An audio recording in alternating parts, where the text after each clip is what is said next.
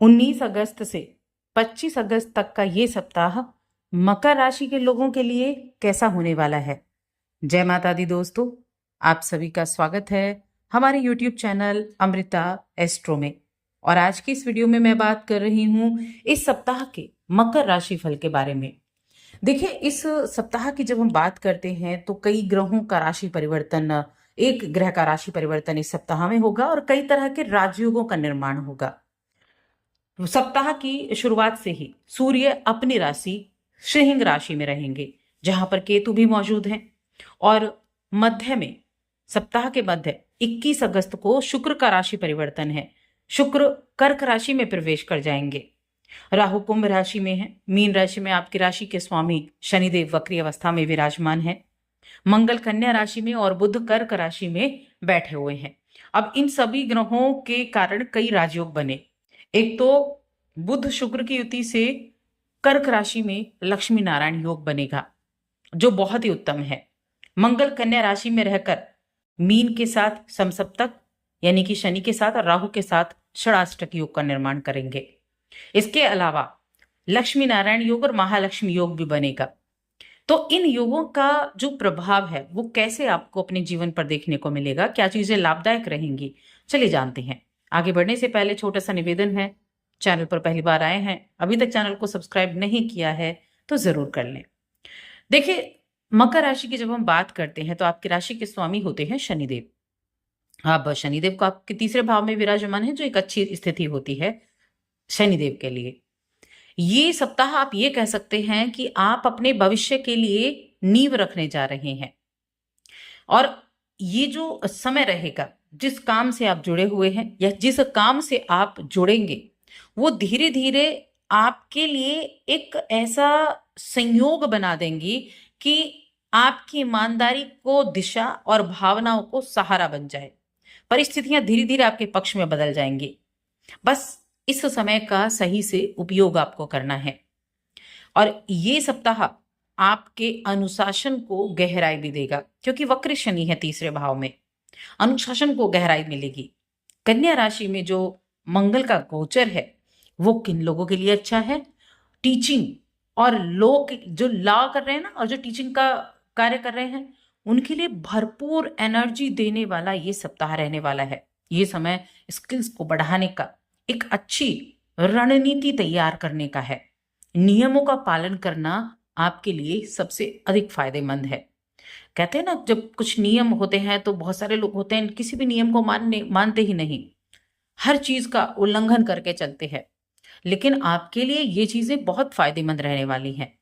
इससे आपका जो कार्य क्षेत्र है, जो आपका पेशेवर जीवन है, वहां सजगता बनी रहेगी।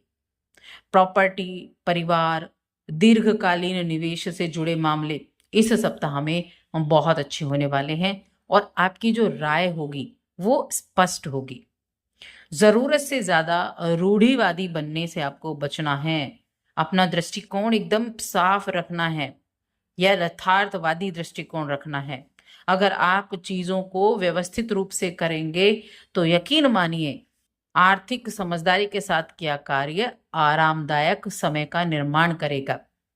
अब देखिए, गुरु बृहस्पति आपके द्वितीय भाव पर दृष्टि डाल रहे हैं और इस सप्ताह में अगर आप कठोर रहेंगे तो रिश्तों में दूरी आ सकती है। इसीलिए आपको कोमलता अपनानी है।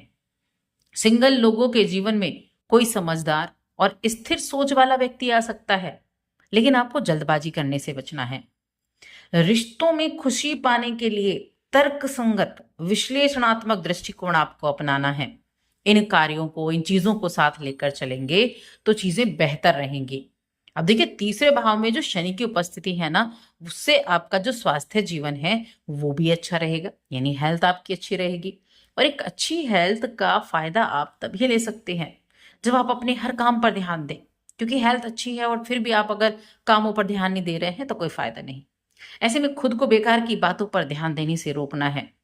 हमारे जो बड़े बुजुर्ग हैं हमेशा हमें एक सीख देते थे कि जितनी चादर होती है व्यक्ति को उतने ही पैर पसारने चाहिए। और इस सप्ताह आपकी राशि के लिए ये मुहावरा बिल्कुल ठीक है, क्योंकि खर्चे पर लगाम लगाना बहुत जरूरी है, खुद पर नियंत्रण रखना बहुत जरूरी है। जब आप जरूरत से ज्यादा खर्चा कर देते हैं, वो आपकी जेब पर भारी पड़ जाता है, तो महीना जैसे तैसे निकल पाता है। इसीलिए थोड़ा ध्यान रखना होगा।